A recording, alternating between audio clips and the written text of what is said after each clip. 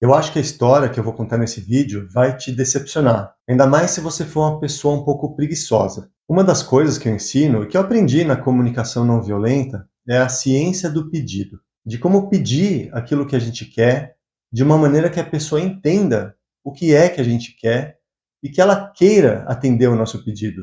Mas olha só o que aconteceu quando eu estava atendendo um casal uns dias atrás. A mulher trouxe uma questão, né, um incômodo que ela sentia quando o marido entrava numa discussão com amigos, com outras pessoas, assim, uma discussão sobre um tema sensível, sobre um assunto polêmico, e ele, junto com as outras pessoas, começava a levantar voz, começava a interromper uns aos outros. Era um pedido que ela estava tentando fazer para ele, um pedido para que ele mudasse esse comportamento, que não estava fazendo bem para ela. E aí eu fui fazendo a mediação entre eles, traduzindo aquilo de uma maneira que ele entendesse exatamente do que é que ela estava falando, de como aquilo era importante para ela, e que ele se motivasse a mudar o jeito como ele se comportava naquelas situações. Então ele disse uma coisa que, sabe quando o Waze dá um recalcular a rota? Então o que ele disse naquele momento fez eu recalcular a minha rota, fez eu rever a minha abordagem naquele momento. Ele colocou uma perspectiva diferente daquela situação. Para ele, aquelas discussões que ele tinha, às vezes, com as pessoas, era uma coisa normal, saudável, uma coisa necessária para ele. Olha que interessante, ele tinha necessidade desse tipo de interação com as pessoas. Isso é algo que atende uma necessidade dele de ter, assim, conversas verdadeiras, de poder ser autêntico, de poder dizer o que ele pensa, de saber como cada um pensa, de saber como que as pessoas são de verdade. E para ele, desde que ninguém saia ofendido, desde que ninguém se sinta desrespeitado, ele não vê nada de errado em ter esse tipo de discussão. E aí ele fez uma observação para ela. E essa observação que ele fez trouxe uma reflexão muito importante para a mulher. Ele associou esse incômodo que ela sentia quando ele entrava em discussão com as pessoas, com a experiência dela na família de origem. E na família dela, muitas vezes, ela vivenciou situações assim, de discussão entre as pessoas, em que as pessoas levantavam a voz, brigavam,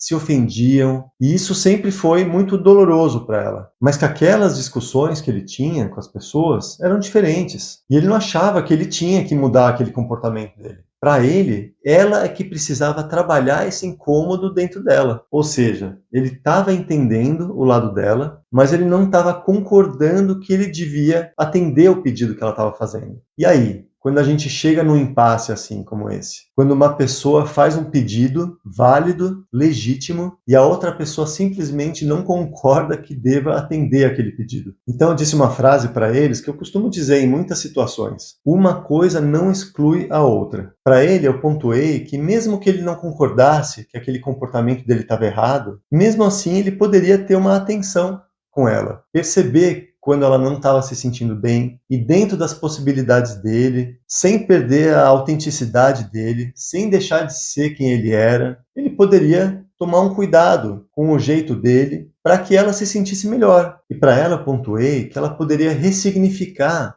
aquela situação de discussão. Entender que as discussões que ela presenciou na família dela, com briga, com ofensa, não eram a mesma coisa que estava acontecendo agora com o marido discutindo sobre alguns temas polêmicos com os amigos. Eu expliquei que o julgamento que ela fazia do comportamento dele, achando que era uma coisa errada, inadequada, que ele não deveria agir daquela maneira, intensificava o mal-estar que ela sentia com tudo aquilo. E se ela enxergasse aquela situação como uma coisa mais normal, mais inofensiva, que era como ele estava descrevendo a situação, o incômodo dela seria menor. Eu propus para eles que eles pensassem assim: o que cabe a mim? Uma atitude de autorresponsabilização. Em vez deles esperarem uma mudança no outro, que cada um olhasse para a sua própria responsabilidade naquela situação. O que cabe a mim nessa situação? Talvez você tenha ficado decepcionado com isso que eu propus para essa mulher, porque geralmente as pessoas me procuram pedindo a minha ajuda porque elas querem, pela comunicação, através da comunicação,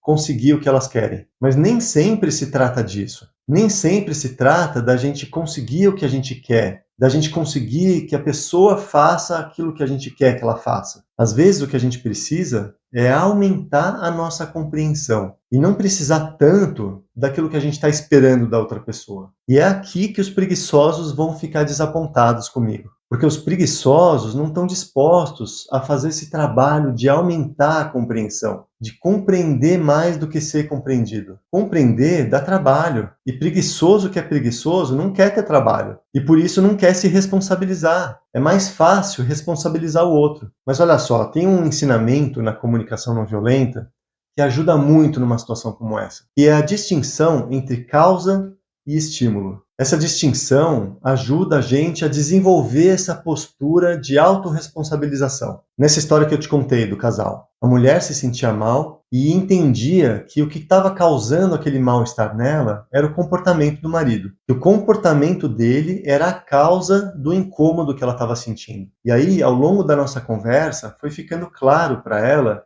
que aquele comportamento do marido não era a causa do incômodo dela. Era só um estímulo, um evento externo que agia como um gatilho, que disparava nela sensações e sentimentos desagradáveis, porque ela associava aquelas discussões do marido com as discussões que ela tinha presenciado na família dela. E aí toda aquela carga emocional que estava registrado em algum lugar da memória dela vinha à tona.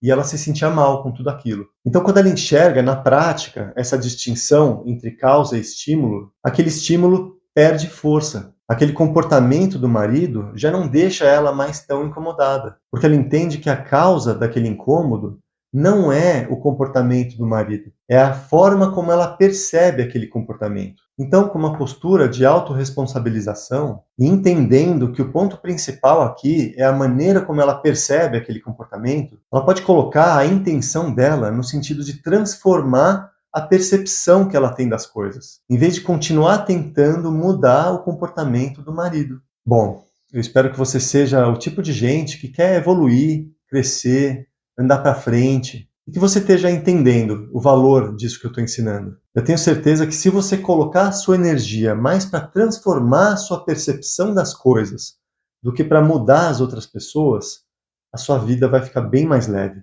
E você, consegue perceber uma situação na sua vida em que você está culpando a outra pessoa, querendo mudar o jeito da outra pessoa, sendo que na verdade é a sua percepção que está no seu caminho? Deixa aqui um comentário que eu quero saber. E compartilhe esse vídeo com quem também precisa ouvir isso.